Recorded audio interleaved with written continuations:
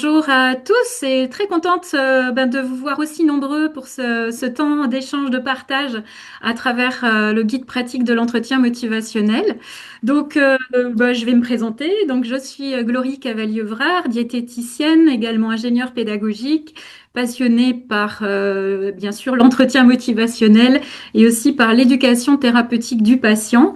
Moi, je suis très, très contente de pouvoir partager autour de cette thématique, non seulement de l'EM, mais du guide pratique, puisque, vous l'aurez compris, je suis plutôt passionnée.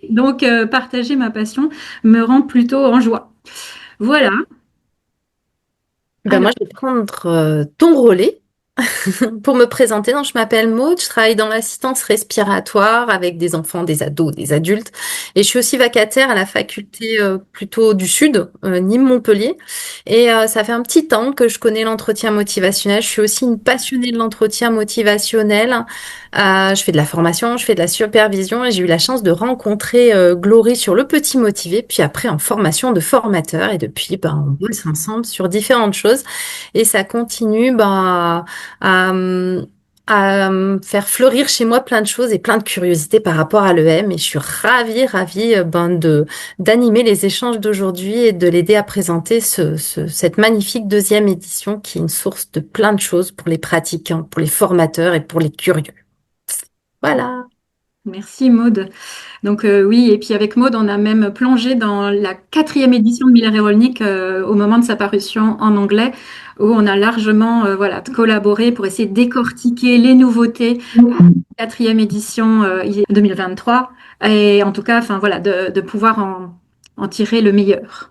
Du coup, on va démarrer par la première question qui me taraude un petit peu. C'est finalement, qu'est-ce qui t'a donné envie d'écrire ce premier, puis ce deuxième livre par rapport à l'entretien motivationnel?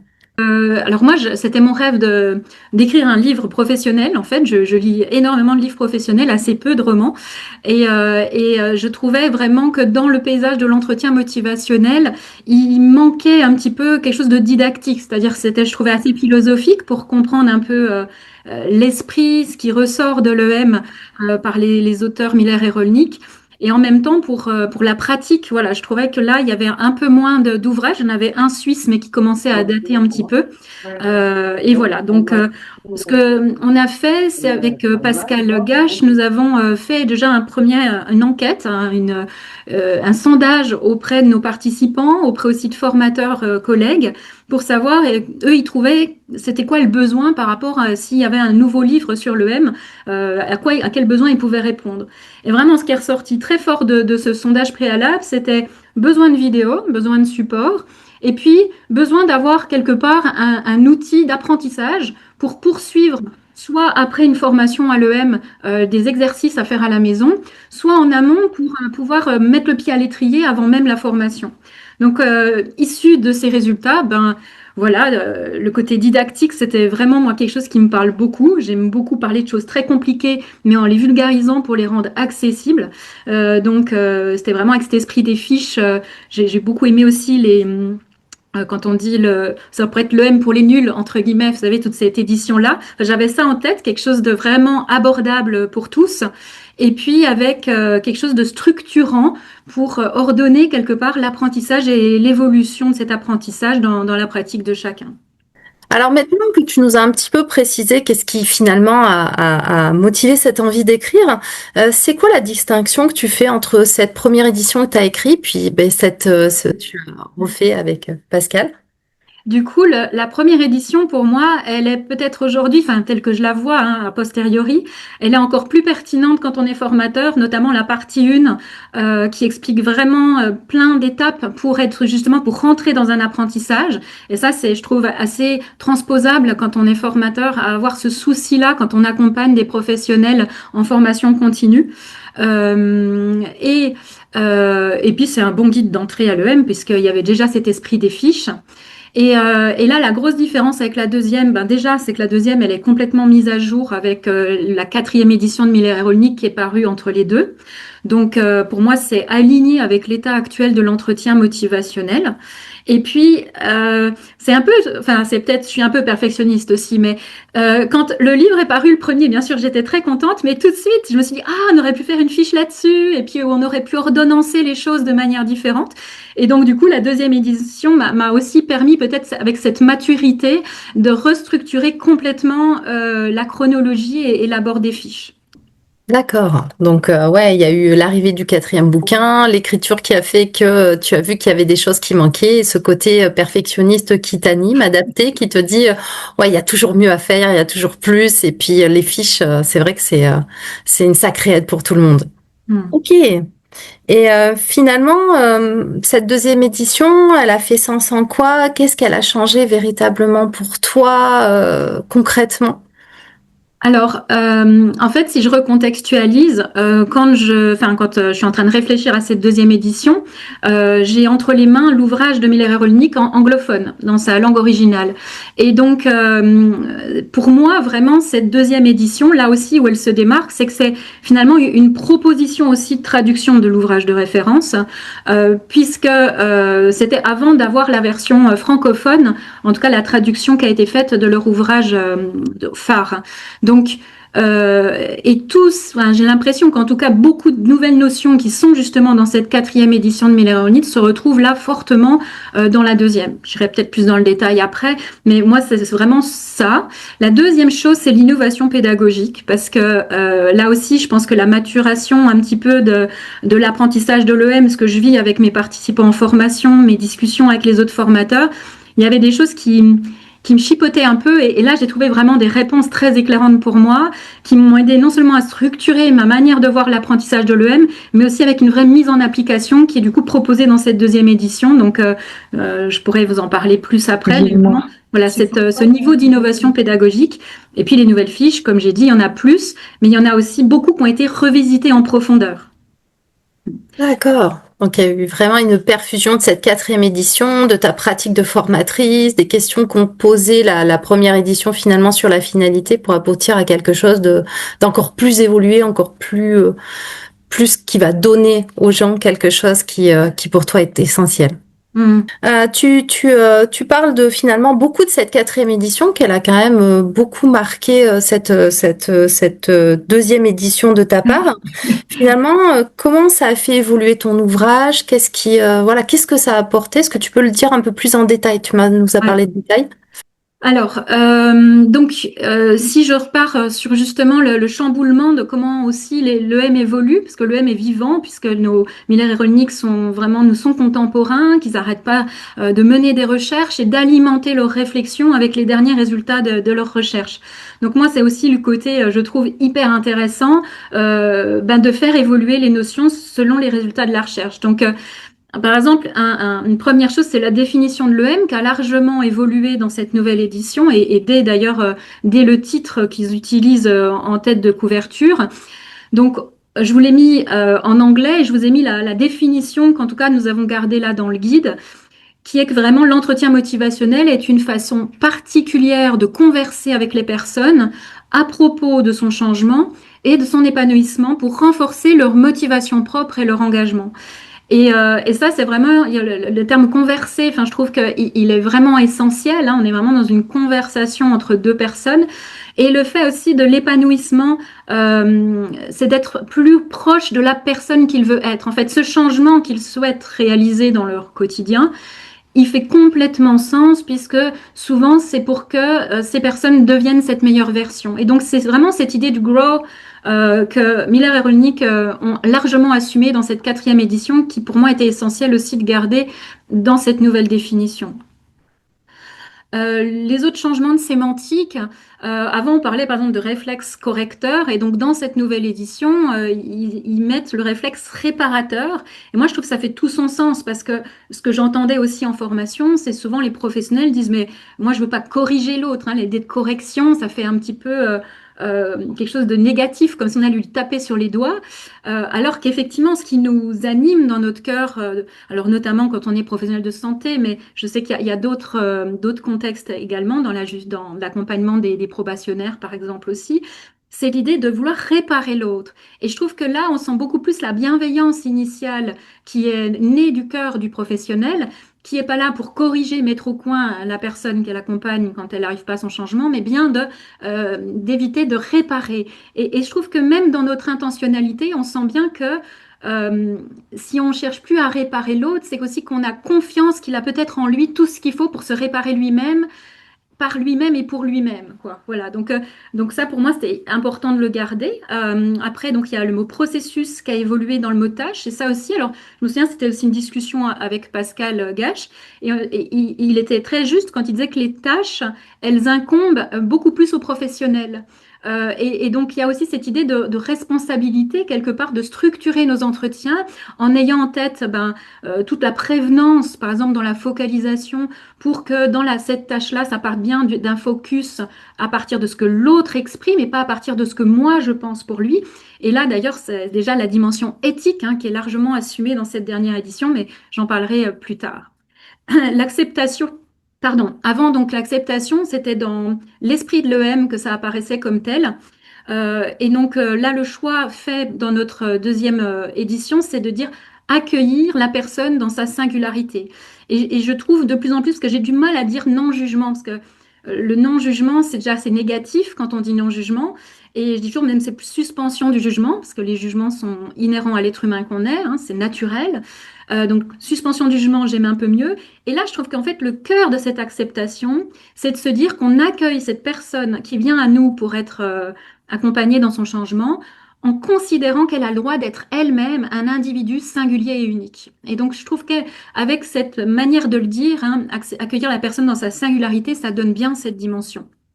Pour ce qui est de l'évocation qui était aussi notée avant dans l'esprit, aujourd'hui il parle d'empowerment. Alors là, par contre, j'ai eu beau documenter plusieurs sources pour trouver une définition française d'empowerment, c'est assez galère. Moi, celle qui me convient aujourd'hui, c'est celle-ci, c'est soutenir la réflexion et le pouvoir d'agir. Parce que je suis aussi avec une formation un peu TCC, thérapie cognitivo-comportementale, et je trouve ce qu'on fait en entretien, c'est qu'on soutient leur cognition, on soutient leur réflexion dans une idée qu'après, ils puissent agir par eux-mêmes. Et donc, c'est vraiment, voilà, c'est deux niveaux pour moi dans la traduction d'empowerment. Et puis le DDPD qui était le demander, demander, partager, demander à l'époque, je peux dire comme ça, est devenu aujourd'hui DDOD. Et ça aussi, le mot offrir avec le O à la place de partager, et ben moi je vois aussi, c'est comme ça d'ailleurs que je le travaille avec mes patients, c'est un vrai cadeau, c'est ce cadeau qu'on fait à l'autre sans contrepartie, sans chercher qu'il nous en fasse un en retour. Eh bien, je trouve que dans le contexte de partager une information ou partager un conseil avec un tiers, c'est en mettant le mot offrir, on se rejoint beaucoup mieux dans cette idée. C'est un cadeau que je fais, mais c'est pas du tout ni une injonction, ni à suivre absolument ce que je partage à l'autre. C'est je lui fais ce cadeau et il en fera bien ce qu'il voudra. Donc voilà, c'était il me semble en tout cas des changements de sémantique qui me semblent faire complètement sens.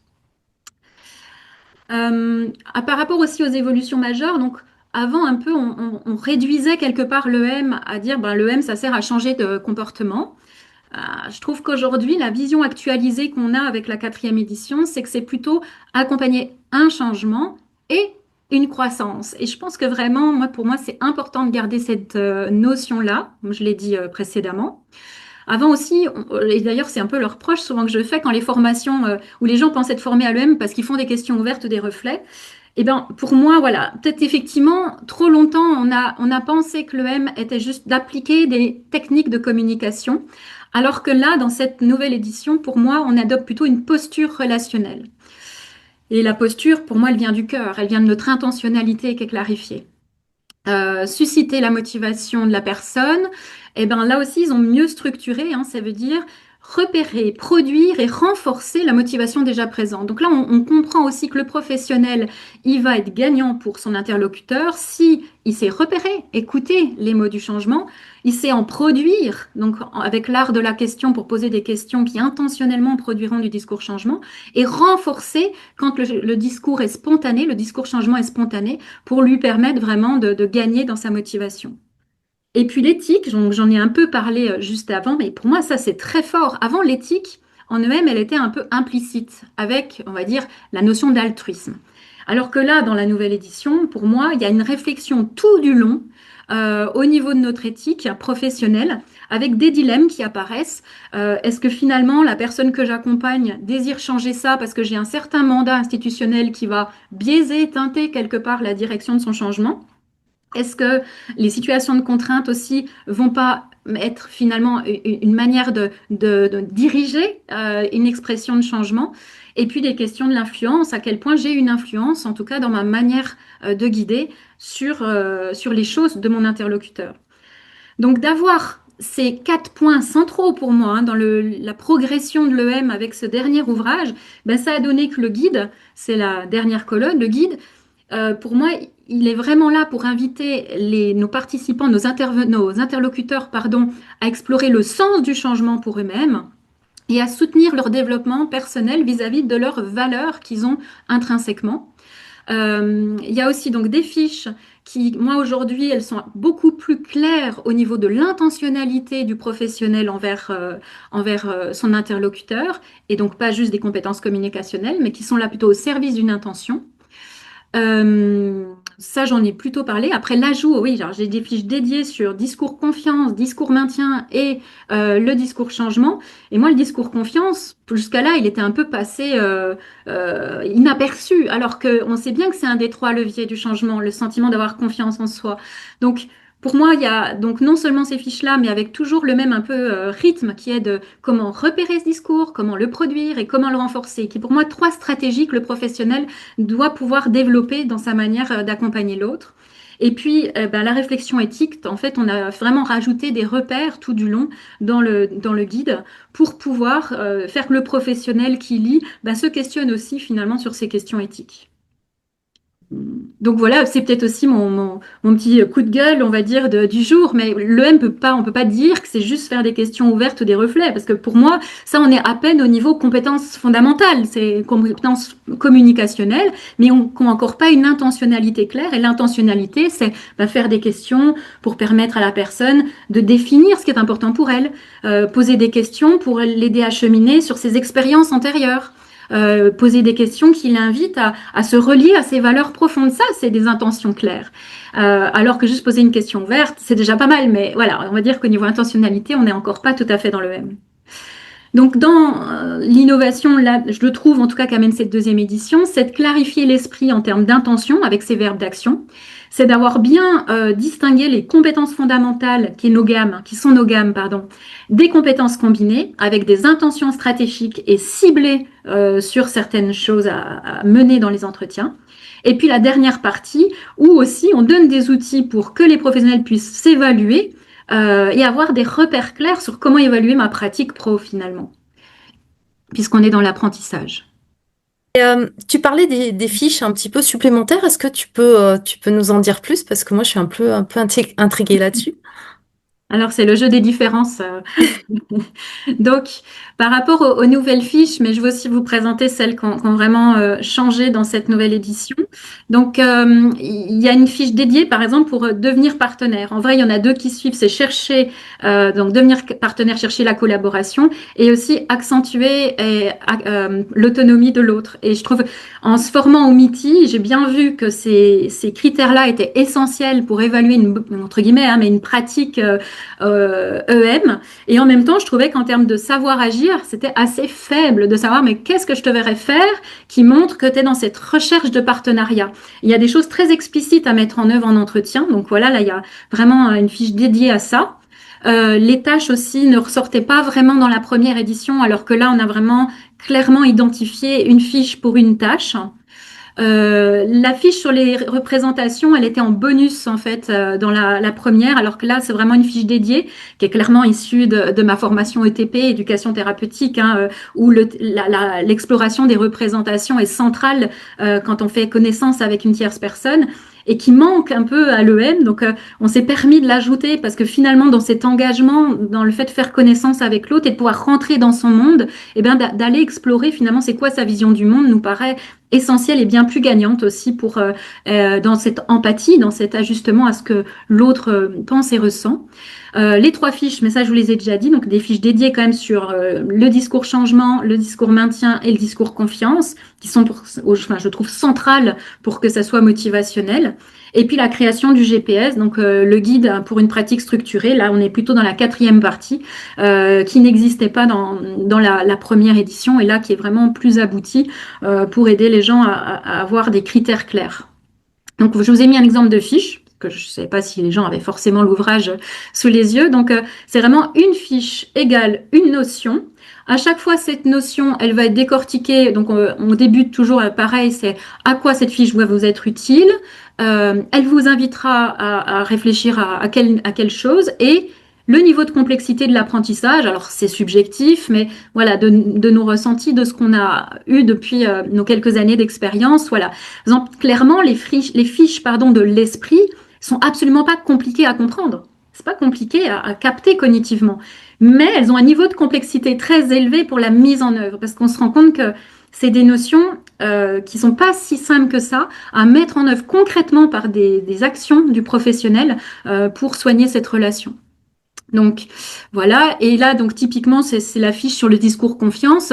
C'est à chaque fois, les lecteurs vont pouvoir réfléchir à comment on fait pour repérer la confiance de notre interlocuteur, comment on fait pour la renforcer et comment on va faire pour la produire. Et donc là, c'est juste le démarrage sur repérer avec cette idée d'un peu d'échelle, avec les verbes utilisés par notre interlocuteur qui vont nous faire connoter s'il est plus ou moins confiant en lui par rapport à la réalisation de son changement. Donc, et pour ce qui est des celles qui ont été largement revisitées, eh bien, donc, aider la personne à décider par elle-même, celle-là, elle a vraiment été revue profondément. Celle aussi qui aborde la valorisation et qui a été aussi combinée avec cette idée de croissance, du coup, qui sort dans la 4e édition de Miller-Rollnick, a été complètement revue. Bien débuter un entretien également. Proposer des conseils en préservant le partenariat. Vous voyez, là, on a vraiment travaillé la jonction entre l'esprit et l'outil qui va être au service de maintenir cet esprit de partenariat, et pas juste un outil à dégainer, on va dire dénué du cœur, de l'incarnation du professionnel. Et soutenir le projet à partir des valeurs. Là aussi, il y a plein de propositions très concrètes sur comment on s'y prend pour arriver à ça en rendez-vous, quoi. Merci beaucoup pour toutes ces informations et aussi ce qu'il faut noter, c'est que ces fiches peuvent être finalement lues par à la fois des débutants, des gens qui sont un peu plus avancés dans le M, des formateurs. Je veux dire, il y a différents niveaux de lecture et on a vraiment cette sensation que tu as fait les fiches où on peut avoir voilà, différents intérêts et on peut trouver tout ce dont on a besoin pour différents publics. Ouais. En fait, moi, j'aimais bien quand j'étais enfant, c'était les livres où on était le héros. Je sais pas, alors, Ah, oui. la génération des gens qui sont là en présence, mais vous savez, c'est un livre, on lisait, puis à la fin, on pouvait choisir l'option aller en page 64 si on choisissait de dire non à cette demande, ou aller à la page 85 si vous dites oui.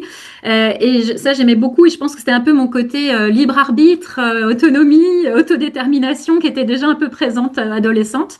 Et c'est un peu pareil pour l'ouvrage, on a voulu qu'il soit cohérent avec l'esprit de l'EM, ce qui fait que les gens peuvent vraiment le lire dans le sens qui leur convient, soit par rapport au niveau de complexité de l'apprentissage, soit par rapport à ce qu'ils ont déjà été formés, puis qu'ils veulent aller seulement de manière cible sur des fiches particulières. Enfin, c'est vraiment effectivement une vraie liberté que le lecteur a de voyager dans l'ouvrage comme il le souhaite, quoi. Voilà. Un livre empreint de l'esprit de l'EM, autonomie, Voilà, autodétermination. autodétermination. Bah justement, sur l'histoire de l'évaluation, du guidage des apprentissages, est-ce que tu peux nous en dire un petit peu plus comment tu l'as abordé dans ce livre? Alors, bon, brièvement, parce que c'est des notions un peu complexes, mais néanmoins, pour moi, importantes. Enfin, si on est vraiment dans cette visée de l'apprentissage, c'est toujours intéressant de savoir où on en est. Pas pour du tout se blâmer, mais pour savoir qu'est-ce qui est acquis et consolider ça et se le dire, et aussi savoir qu'est-ce qui reste à faire pour la suite. Donc, vu qu'on est quand même sur un guide d'apprentissage, voilà, il y a l'idée d'à chaque fois on comprend une notion. Après, il y a plein d'entraînements qu'on peut faire soit avec un tiers de notre entourage, soit avec notre activité professionnelle si on se sent aussi dans ce contexte-là. Donc ensuite, des questions d'auto-évaluation, avec aussi toujours le carnet de bord que le professionnel peut remplir au fil de l'eau. Je ne l'ai pas dit clairement, mais il y a aussi toujours accès au site internet, la bcdem.com, pour avoir accès non seulement aux fiches d'entraînement, mais aussi aux vidéos, aux audios, enfin tout ce qui permet aussi de comprendre au-delà du texte écrit dans le livre ces notions.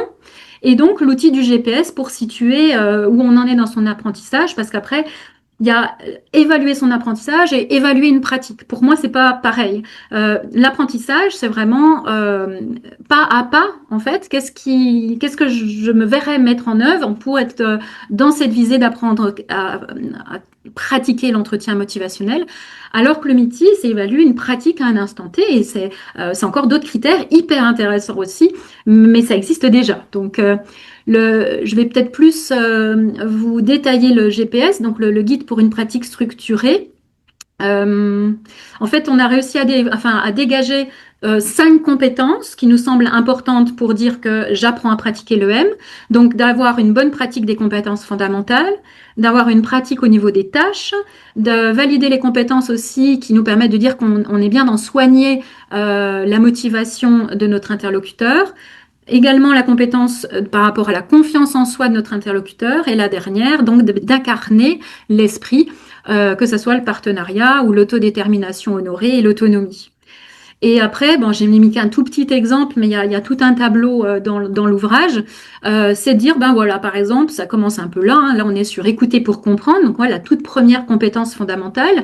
Donc, de compter combien dans un passage qu'on aurait enregistré au niveau audio. Donc, de compter combien de fois on a fait du réflexe réparateur. Et on voit qu'on peut être dans le niveau acquis quand il est absent finalement d'un entretien. Nombre d'interruptions aussi faites par le professionnel. Donc on voit que pour glisser vers l'acquis, c'est quand on arrive à ne plus couper notre interlocuteur. Et puis on a donné aussi ce critère de temps de parole, qui est un autre critère un peu comme ça, peut-être subjectif, mais néanmoins, on se dit que voilà, quand c'est plus notre interlocuteur qui parle que nous, certainement qu'on est aussi un peu plus appuyé sur ce qu'il dit plutôt qu'appuyer sur ce que nous on a envie de lui dire et mener l'entretien. Voilà, et ça, donc, c'est dupliqué pour toutes les compétences, notamment. Et après, non, il y a une chose que j'ai pas dit, c'est ça, oui, c'était la petite illustration. Donc ça, c'est le GPS pour avoir des repères. Et après, il y a aussi la possibilité de demander à un tiers formateur pour valider, nous, on les a nommés les reflets, comme la métaphore du ski. Quand on fait du ski, on débute sur des pistes bleues, non, des pistes vertes, pardon. Après, on va sur les pistes bleues, après sur les rouges et après sur les noires. Donc, on se disait que ça peut être aussi évaluer un niveau d'acquis. Donc pareil, sur la base d'enregistrement, avec nos grilles d'évaluation, que on puisse dire aux professionnels si pour l'instant, dans ses compétences et sa mise en pratique de l'EM, il est plutôt à niveau bleu, plutôt à niveau rouge ou plutôt à niveau noir. Enfin voilà, et ça permet aussi de savoir où on en est dans l'intensité de la compétence, enfin le niveau de compétence des acquis. Toujours dans une idée de savoir aussi qu'est-ce qui reste à faire, pas dans une idée autre que celle-ci. Voilà. J'ai- Tu nous as présenté vachement beaucoup de choses, l'origine, les évolutions, tout ce qu'il y avait dedans, tout ce qu'il y avait pour évoluer. Et finalement, maintenant, qu'est-ce que tu voudrais nous dire de plus par rapport à tout ce que tu nous as apporté?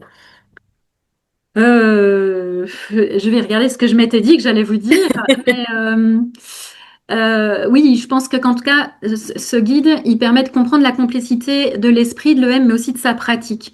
En pédagogie, j'avais appris, donc selon Tardif, on dit qu'il faut faire un échafaudage autour des compétences complexes pour ne pas les dénaturer. Et je crois que vraiment, moi, ce que j'ai à cœur, c'est de pas penser que l'EM c'est simple, parce que ça reste une pratique difficile et complexe, mais de mettre l'échafaudage en place pour que son apprentissage puisse, lui, être simplifié.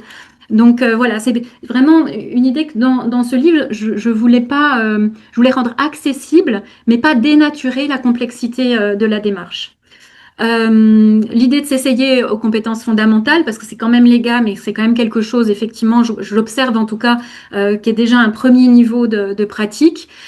Travailler le langage motivationnel, parce que vraiment on l'a travaillé fort dans cette deuxième édition pour être au plus proche des auteurs, d'avoir aussi des repères d'apprentissage et puis de bénéficier d'une approche avec des pédagogies innovantes et les vidéos supports qui sont aussi très complémentaires à cet apprentissage. Voilà. Je pense que je vais plutôt dire, voilà, le guide, je le vois comme une porte d'entrée. La pratique en est l'aventure. L'accompagnement par un formateur, une garantie. Voilà. Donc, je pense que j'aime bien cette idée de complémentarité des trois. Ah, c'est une très très belle conclusion, là. Les trois pierres angulaires pour pouvoir avancer. Hmm.